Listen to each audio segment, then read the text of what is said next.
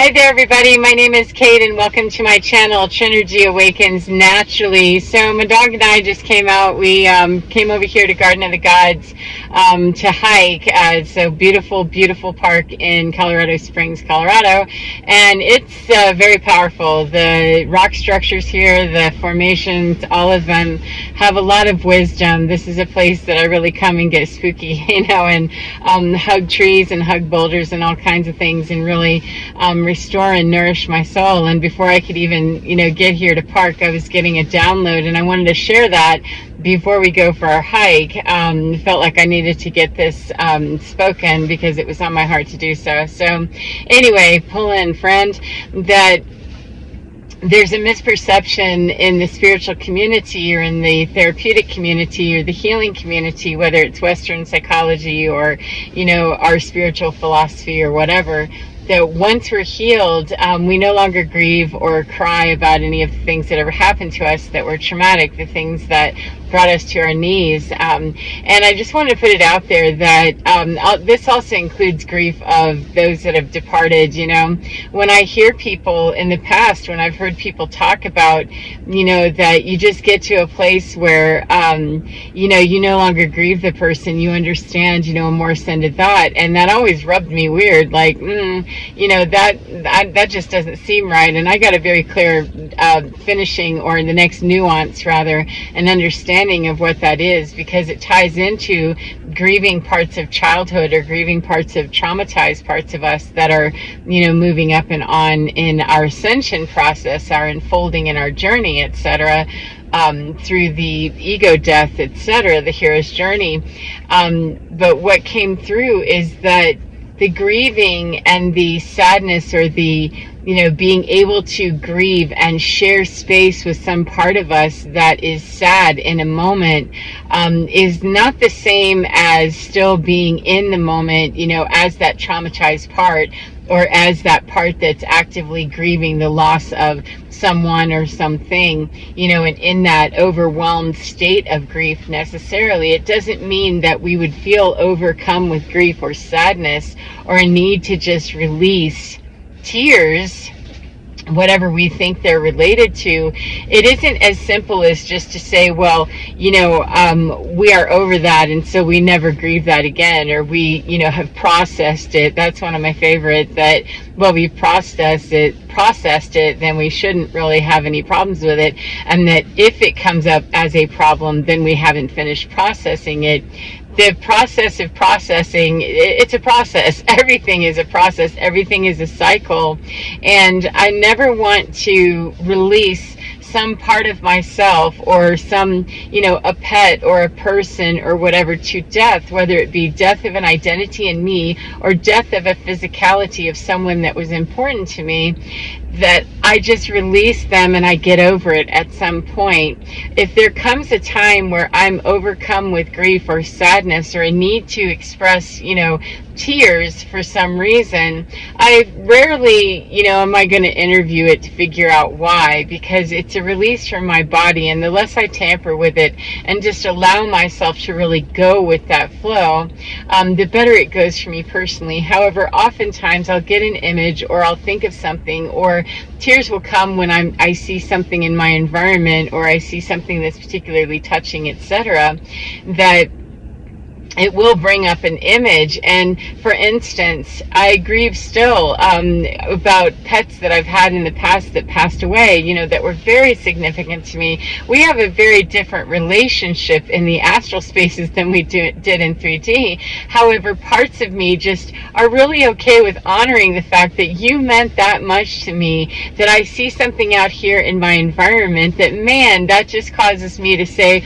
wow, I remember you, and I remember how special you were to me, and the connection that we had. And our 5D connection is very different, and I experience that very differently, and it's very nourishing. However, the 3D part of me really wishes you were still here with me. That's just a real bummer. And I grieve that 444. And I'm never going to dishonor the memory of that pet, that person, that part of me, whatever it is that's coming up. I'm never going to want to, me personally, to ever dishonor that part of me or that experience of that and say it no longer is that to me because I've transcended it somehow.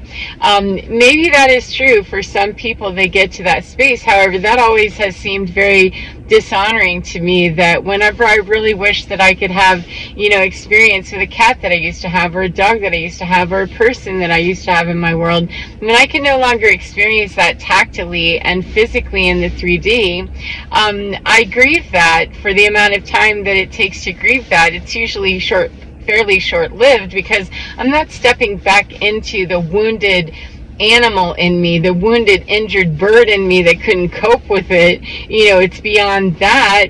It's transcended that. However, I'm grieving that, wow, that part of our relationship is never going to be the same. No matter how awesome it is in here, I am still a 3D human, and I just really wish that I could give you a hug. I really wish that I could, feel your whiskers on my cheek if it were my cat, smell your stinky breath, as you in my face. That's never going to be the same way. And so that's the part that grieves. And I'm not sure that we always honor people in their process, or ourselves in our processes, when we just say, well, I'm done grieving about that. That I don't know that grief as a thing is the same thing as just having momentary sadness, or momentary, release of energy, or a momentary overcoming of, wow, that's just really, I miss that, melancholy.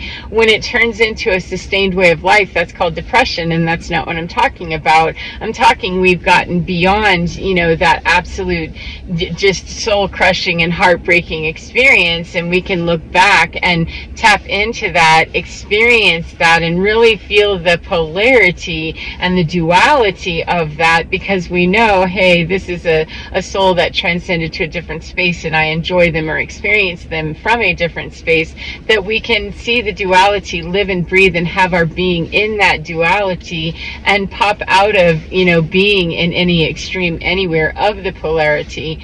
I don't ever want to lose that ability, or crush that ability, or say that, that ability to be pulled back into a melancholy or a sadness or something is bad, or that it's a bad thing, or somehow hits against me as I'm not healed or something. And I don't, when people tell me they still feel grief about something, or they feel, those moments of extreme sadness, etc., my curiosity would be more with, does that stop your whole day? Does that cause you to really, step into a place of, I cannot any longer maintain my sovereignty without having this connection? And oh my God, what does that mean to them? What does that mean to me? That's really where my curiosity would be, not so much in trying to determine, does this mean I'm not healed? Does it mean I haven't grieved? Does it mean that does it? What does that mean to you? 808. To me, I look at it as great reverence and meaning to me of what that person, or that animal, or that situation, that part of me,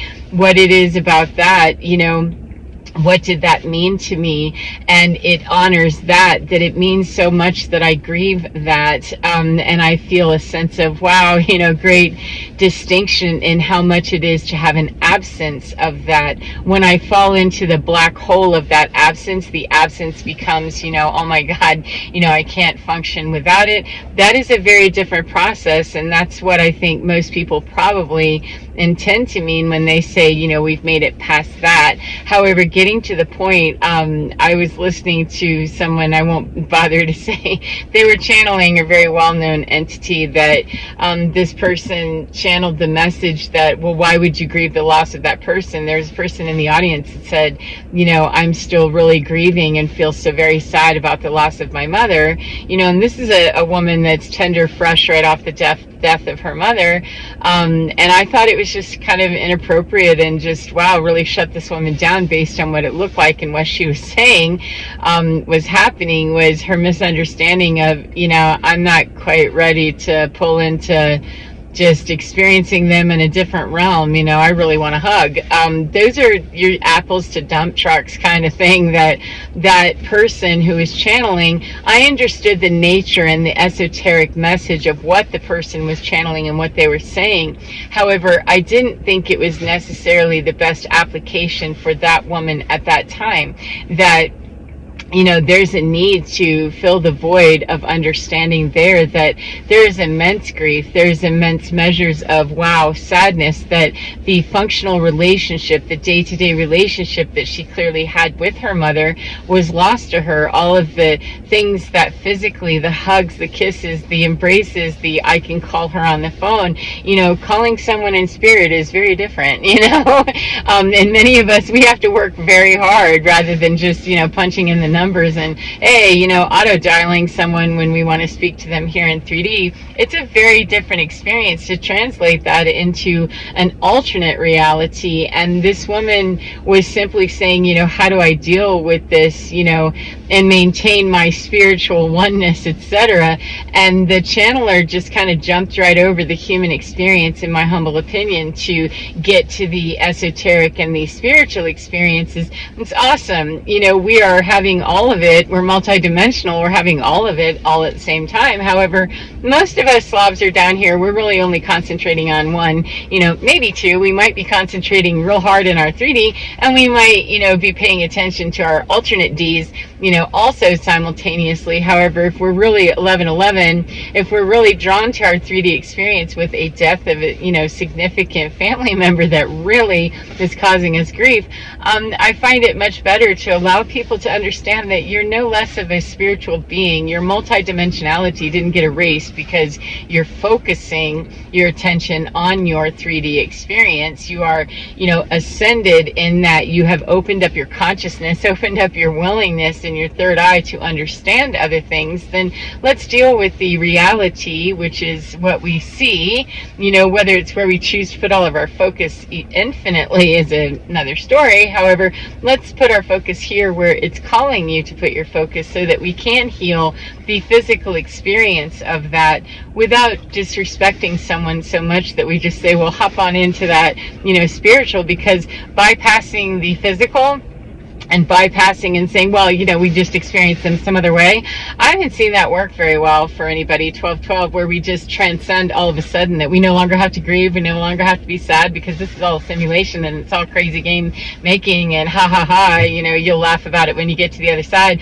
But I'm not on the other side, and wait a minute, and I saw this woman's confusion just kind of, and she looked shamed. She looked like she felt shame that she wasn't ascended enough to understand that, well, this is just a whole different ball game, in spirituality and in the ascended realms. And it is. However, we live here, and we may have our foot, our toe, our curiosity in, something higher than what we see in the 3D. And we may actually transport ourselves, live and breathe and have a lot of being in those spaces. However, it doesn't erase our 3D experience. And as we're growing into these light body, experiences on Earth, and our avatars are upgrading, etc., I'm very careful to work very much so in honoring the human experience as we let go of that density and understanding it in an old way. We still need to account for it in the old way and treat that with great respect as we ask it to step away, or as it does step away, and honor the fact that as we're going into higher consciousness, we're still, very few are going to make a translation that's a direct hop from one timeline to the other. There's generally some tunnel, there's some transition period, there's some liminal space, there's some sort of grace that has to move us through that door. And I've not seen anybody really truly authentically move from one timeline to another, or one understanding to another, just take that because someone that channeled a message through told them, in front of a whole entire audience. She just looked like she felt so much, shock and shame, or I'm somehow, I don't get this. I'm not good enough to be standing here even asking the question. And I felt really bad for her. That's unfortunate. I hope that your soul will know what to do with that if you can tap into and get past, the 3D experience that's just yanked you right here to this planet real hard in your experience. It appears that hopefully, that will turn her around in her own experience in her mind and in her quiet space, that her higher self, her team, whomever, whatever she chooses to believe in, that deceased mother perhaps can, reel her back in and say it's not about you, not understanding, not being worthy, not being good enough. It's a process to be a human that's moving into a crystalline experience. It's a process to be a human that's moving into a light body, and it's not an instant one for anyone. I've never seen anybody that it worked that way. So anyway, I hope that you are well no matter what part of the day you're in, and I hope that you enjoy your day no matter what part of the day you're in, and get within your skin, because you're divine. It is absolutely gorgeous no matter where you are in it. You are absolutely fine, and your divine is gorgeous all the time, no matter how many multi-dimensions we think we're experiencing or that we feel like we're experiencing. Generally we can only focus in one spot at a time, and when we get really good at looking at different fields of vibration and fields of operation that we and others are in, then we can really start exploring some of those areas where we'd be high esoterica, however careful with ourselves, even when we meet a part of ourselves that maybe isn't standing on the same floor, and definitely other people too, walk lightly and kindly upon the earth and do no harm to the best of our capability. So anyway, as I said, get within your skin, because you're divine. It's absolutely gorgeous and totally fine. Take care of yourselves, and I'll see you again next time. Mwah. Goodbye, my beautiful friends.